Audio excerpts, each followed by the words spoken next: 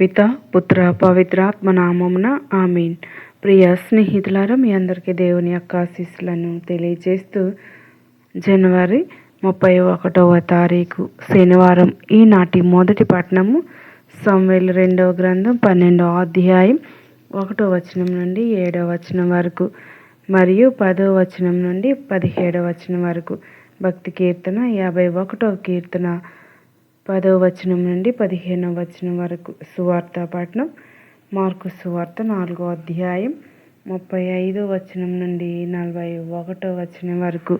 ఈనాటి సువార్త పఠనాన్ని చదివి భక్తితో ధ్యానించుదాం. ఆ దినము సాయం సమయమున మనము సరస్సు దాటి ఆవలి తీరమునకు పోవుదము రండు అని యేసు శిష్యులతో చెప్పెను.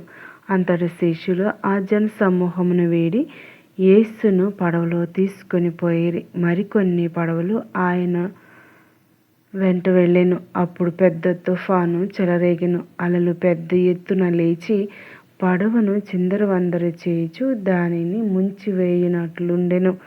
అప్పుడు యేసు పడవ వెనుక భాగమున తలగడపై తలవాల్చి నిద్రించుచుండెను.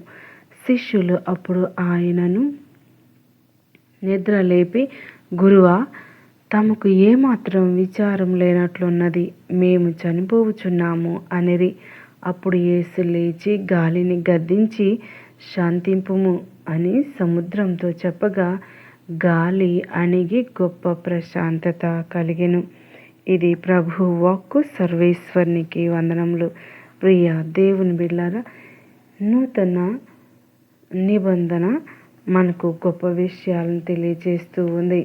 అదేమిటనగా, సువిశేషంలో గలిలయ సరస్సులో యేసు శిష్యులతో కలిసి పడవలో ఉండగా తుఫాను ఏర్పడటం, సరస్సు అల్లకల్లోలంగా మారితే శిష్యులు భయపడిపోవడం గురించి చదువుకున్నాం. 40వ వచనంలో ప్రభు శిష్యులను అడిగారు, మీరింత భయపడితేలా? మీకు విశ్వాసం లేదా? భయము మనిషిని అపనమ్మకం వైపు నడిపిస్తుంది. అబ్రహాం విశ్వాసంతో శిష్యుల విశ్వాసం పోల్చబడింది. ఏనోకు దోమకు ఉన్నంత వ్యత్యాసం ఉంది. ప్రభు మనతో ఉంటే భయమెందుకు? ఆ తుఫానే కాదు, దేనికి మనం భయపడిన అవసరం లేదు. 104వ కీర్తనలో 7వ వచనం, నీవు గద్దింపగా ఆ జలములు భయపడి పారిపోయెను. 106వ కీర్తన 9లో ప్రభువు ఆజ్ఞాపింపగానే రెల్లు సముద్రం ఎండిపోయెను. ఆయన తన ప్రజలను పొడి నేల మీద నడిపించెను. ఈ వచనాలు ప్రభువు ఎంత శక్తివంతుడో తెలియజేస్తూ ఉన్నాయి. మనము అబ్రహాము అంతటి విశ్వాసాన్ని కలిగి ఉండాలి. భయాన్ని వీడాలి. మనం భయాన్ని వీడి జీవితాలను ప్రభువుకు సమర్పించుకోవడమే ఉత్తమ లక్షణం.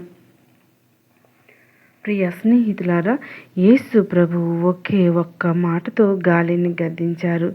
వెంటనే ఆ భయంకరమైన పెనుగాలి సైతం సద్దుమణిగింది.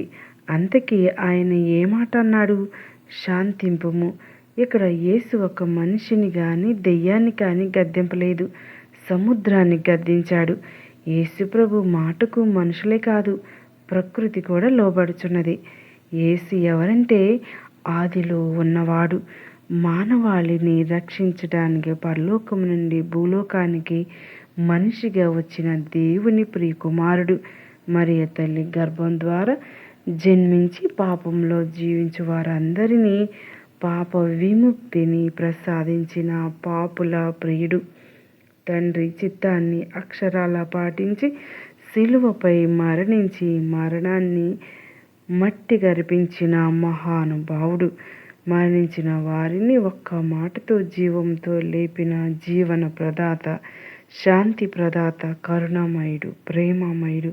యేసు ఎవరంటే, నేనే మార్గం అన్నాడు, నేనే జీవం అన్నాడు, నేనే సత్యం అన్నాడు, నేనే మోక్ష ద్వారం అన్నాడు, నేనే గొర్రెల పోవు ద్వారం అన్నాడు. నా దగ్గరకు వచ్చేవారు అంధకారం నడవరు, నిత్య జీవపు వెలుగును పొందుతారు అని చెప్పడమే కాదు, తాను చెప్పినవన్నీ నెరవేర్చాడు. అందరూ నా నుండి నేర్చుకునండి అని ధైర్యంగా చెప్పి యథార్థపరుడు, మన దేవుడు. ఆయన సన్నిధిలో సదా జీవించటానికి ప్రయత్నించుదాం. క్రీస్తు ప్రభుని అనుభవపూర్వకంగా తెలుసుకొని పేరు నిర్ధారించుకోవడం అర్థవంతంగా ఉంటుంది. అది మన సొంతమవుతుంది. ప్రియ స్నేహితులారా, ఈనాడు తల్లి శ్రీ సభ పునీత జాన్ బాస్కో గారి పండుగను కొనియాడుతూ ఉంది. జాన్ బాస్కో గారు క్రీస్తు శకం 1815 నుంచి 1888 వరకు జీవించి ఉన్నారు. పేద పిల్లలకు సాయపడ్డారు. క్రమశిక్షణ గల యువకుడు. ప్రదర్శనలతో యువతను పిల్లలను ఆకర్షించేవాడు.